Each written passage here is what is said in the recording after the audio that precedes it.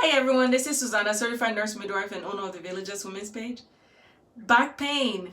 I want to talk about back pain in pregnancy. Back pain is pretty common in pregnancy. And back pain is a result of your body releasing relaxin, which is a hormone that relaxes your ligaments and your joints, which helps you to accommodate the growing fetus or the growing uterus. But that could also in turn cause some back pain. So if your joints are so overstretched, it results in back pain and hip discomfort and so on. So yeah, back pain is pretty common.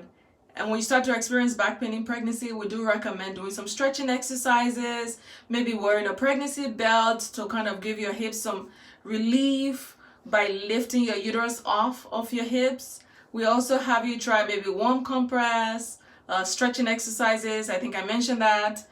But after you've tried all of those, sometimes we even have you go to see a chiropractor to maybe reset your tailbone or your coccyx if it's off alignment, which is also possible.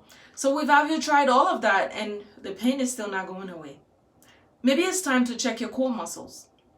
If your core muscles, which is the six-pack or the rectus abdominis muscles, if there's a significant defect in your core muscles, it causes pain to your back and your hips, because the core muscles are what give you the support that your back needs. It helps you to stand straight and it gives you the support that your back and hips need. So if your core muscles are pretty separated, or if there's a major defect in your core muscles or the rectus abdominal muscle, if you have a significant defect or significant separation of your core muscle or your rectus abdominal muscle, you tend to experience more back pain and more hip discomfort that may not be relieved with all of the measures you try at home, not until you work on your core muscle. So it's very important. And a quick way to test for a defect in your abdominal muscle is to lay down flat. Your provider could also check for it for you while you're at one of the visits. But a quick way for you to check at home is to lay down flat, lay supine, so you want to be on your back, and with two fingers you want to find your belly button or your umbilicus, and right above that, maybe about 2 finger breadths or so above your umbilicus, you want to dig your two fingers into the space. There is a space in between, which is the space between your rectus muscles. That's what we call diastasis, the area of diastasis. So you want to dig your fingers into that space, and then simultaneously bring your chin to your chest while still lying supine. So you still want to be on your back. Bring your chin to your chest slowly, and while doing that, you want to feel for the gap between the two muscles. You will feel the muscles coming together. That's the area you want to measure by using your fingers. So ideally, you want to have at least 2 finger breadth separation. We all do have some type of separation, especially in pregnancy, because pregnancy stretches everything out, including your muscles. So yeah, in pregnancy, you should notice some kind of separation, but the degree of separation is what determines how much back pain and hip discomfort you have. So at least 2 finger breadths is ideal. If you have 3 finger breadths, it's okay. So if you can stick 3 fingers into the space, that's what that means, 3 finger by 3 finger breadths. Or if you can stick 2 finger breadths into the space, that's ideal. 3 finger breadths into the space is okay. When you start to notice 4 finger breadths, 5 finger breadths, 6 finger breadths, that's a significant amount of defect. It's time to activate those core muscles. It's time to work on strengthening your core muscles. And the quickest way to strengthen your core muscles are by doing planks. Yes, you can do planks in pregnancy, by the way. It's not easy, but it's doable, 15 seconds at a time. And just graduate and work your way upwards. Planking exercises definitely helps to target your core muscles. Pilates help as well to target your core muscles. So yoga and Pilates fusion would help. There are programs out there that are geared towards pregnancy. So core muscle strengthening programs that are geared towards pregnancy that combine yoga and Pilates fusion. you want to try those programs, see what works for you. If it's just planking at home you want to start with, one thing you don't want to do is to start doing crunches though, because crunches just worsens that defect for you.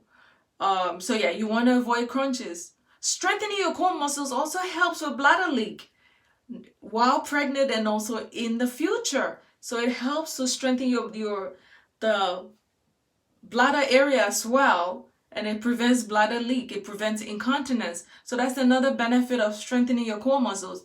Again, strengthening your core muscles in pregnancy helps to relieve back pain, especially if you have a major abdominal defect, or if you have a major rectus abdominal separation.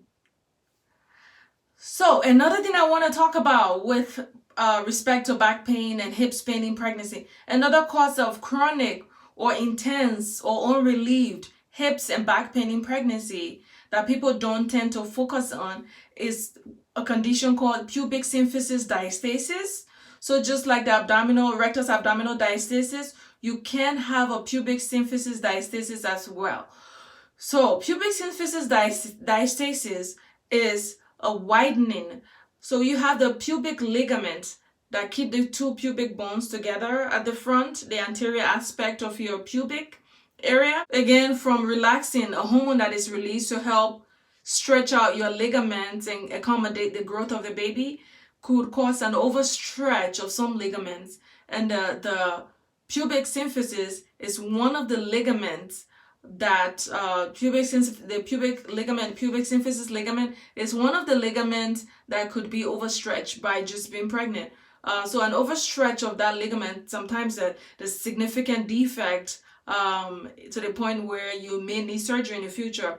So if you do have a moderate amount of defect or separation of your pubic symphysis bone or ligament, you do tend to get more back pain as well, and more pain to your hips. And one telltale sign of a significant pubic symphysis diastasis is when you find yourself waddling. So you're waddling unnecessarily, like your uterus is not even that big and you're already walking sideways, because it feels more comfortable when you walk sideways than when walking straight forward.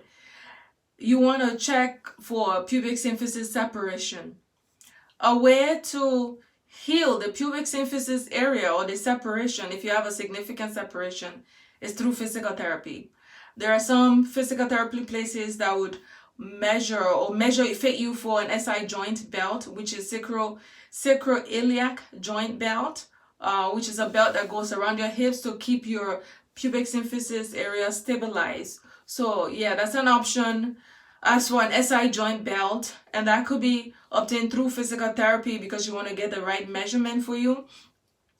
It does make a significant difference.